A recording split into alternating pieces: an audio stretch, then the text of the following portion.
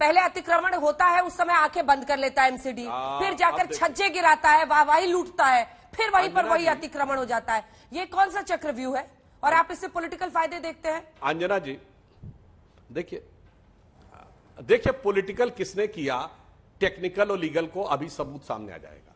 क्या बोले सम्माननीय संजय जी जो हमारे साथ राज्यसभा में सांसद हैं, क्या बोले? उन्होंने कहा कि करोड़ों रुपए लूट कर अतिक्रमण करवाया। अगले वाक्य में क्या बोले कि गुप्ता जी की दुकान 1977 से थी। भैया ये 1977 से भाजपा थी क्या यहां पे? अंजना जी आपके चैनल पे तमाम लोग बोल रहे हैं मैं इंदिरा जी के जमाने से यहां रह रहा हूं। इंदिरा जी के जमाने में भाजपा थी यहां क्या? यही है।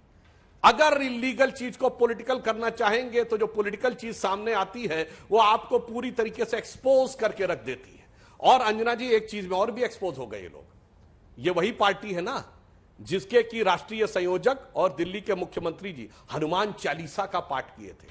अब दिख गया कि दिल में कितने हनुमान हैं या कितने सुलेमान हैं, कितने रहमान हैं और कितने खान हैं। ये साफ दिखाई पड़ गया कि वो हाथी के खाने के दांत और दिखाने के दांत और, या पंचतंत्र में जो कथा है भगत और बगुला भगत की, तो वह राजनीति में दिख रही है। तो और अगर टेक्निकल लीगल की बात करें तो यदि हम मान भी लिया जाए जो कांग्रेस करके गई है वो बीजेपी करने आई है, इसीलिए आए हैं आप, इसीलिए सरकार में आए हैं। जो कांग्रेस करके गई है, अगर संजय गांधी ने एक वक्त पर तुर्कमान गेट में सौंदर्यीकरण के लिए बुलडोजर चलवाया था तो बीजेपी सत्ता में आएगी, फिर बीजेपी एक दिन वही काम दोहराएगी। इसीलिए आप सत्ता में आए हैं। नहीं देखिए मैंने कहा यदि ये कहा जाए कि लंबे समय से अतिक्रमण था तो आज क्यों नहीं हो रहा है। हाँ। ये वैसा ही बचकाना तर्क है कि कोई चोर पकड़ लिया जाए तो कहे मैं तो इतने दिन से चोरी कर रहा था, आज ही मेरे खिलाफ कार्रवाई क्यों नहीं हुई, मैं तो शांति से कर रहा था तब तक कोई बात नहीं हुई। इसलिए मैं कह रहा हूं जो बात कानूनी है उसको कानूनी ढंग से डील करना चाहिए। जब भी चीज जिस समय प्रकाश में आएगी, उदाहरण देना चाहता हूं अंजना जी, किसी की गाड़ी दूसरे की गाड़ी से ठुक जाए तो जांच तो इस पे होनी चाहिए किसने गाड़ी गलत चलाई, पर पुलिस आती है तुरंत गाड़ी कागजात मांगती है और एक के पास कागजात ही ना हो तो गाड़ी जब्त हो जाती है कि नहीं?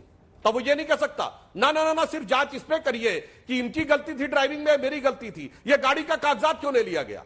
ये नियम है, जब गाड़ी देखी जाएगी और गाड़ी का कागजात गलत है तो गाड़ी के ऊपर भी कार्रवाई हो जाएगी। अब आप सही कागजात लाइए, गाड़ी की जब्ती ले जाइए। तो इसी प्रकार कोई लॉ एंड ऑर्डर की स्थिति उत्पन्न हुई और जब वहां पे बाकी जांच हुई और वह तथ्य सामने आ गए तो ईमानदारी से अगर इलीगल कंस्ट्रक्शन है तो क्यों नहीं उसको गिराया जाए? क्यों धर्म के चश्मे से देखा जा रहा है? इलीगल कंस्ट्रक्शन क्यों ना गिरे, अवैध निर्माण? ये तस्वीर है और मुझे लगता है इस तस्वीर में कहीं आप भी हैं, शायद आप आज ग्राउंड पे रिपोर्टिंग कर रही थी। इस तस्वीर में एक तरफ मेरा भारत महान का एक बोर्ड भी ढहा दिया गया और वास्तव में भारतीय जनता पार्टी ने ये किया है।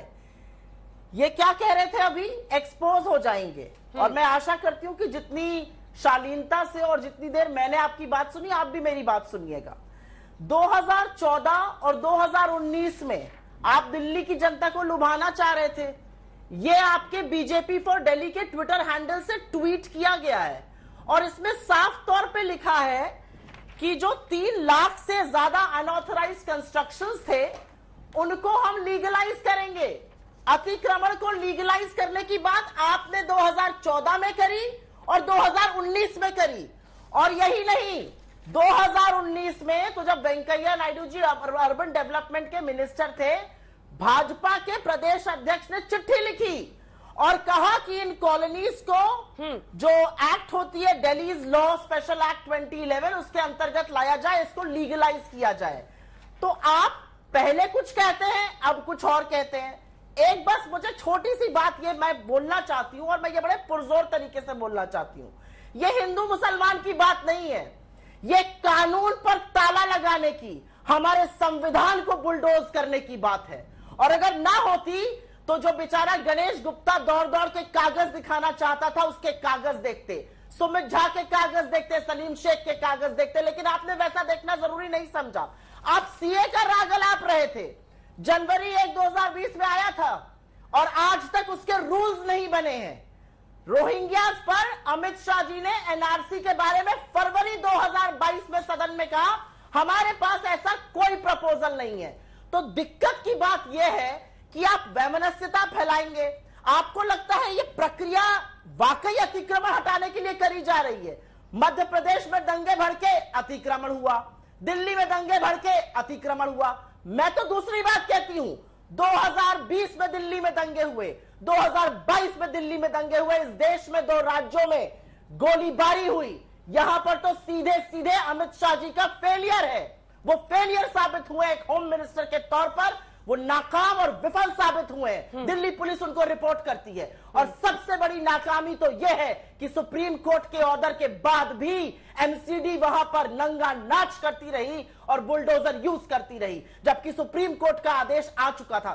मैं पूछना चाहती हूं, कोर्ट की अवमानना के बारे में यह केस क्यों नहीं बनता है? क्या यह महज संयोग है कि दंगे होते ही आपने यहां पर अतिक्रमण करा दिया?